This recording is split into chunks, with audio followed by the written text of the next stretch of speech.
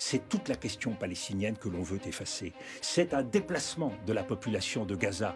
Aujourd'hui, vous vous prononcez et vous êtes l'un des seuls à droite en faveur de la cause palestinienne.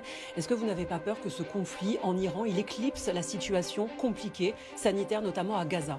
Bien sûr. Alors même que le drame se joue encore tous les jours à Gaza, encore une cinquantaine de morts dans les dernières heures à Gaza, dans la population civile. Donc nous ne devons pas détourner l'attention.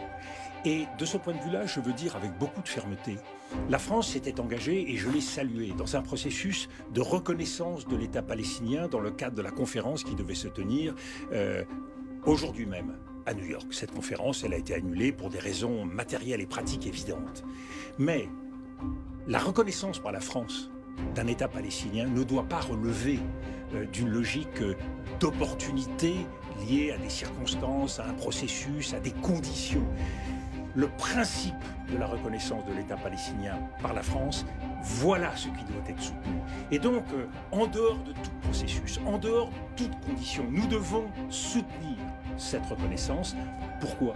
Parce qu'on voit bien que dans la stratégie du gouvernement de Benjamin Netanyahou, c'est toute la question palestinienne que l'on veut effacer. C'est un déplacement de la population de Gaza qui est visé.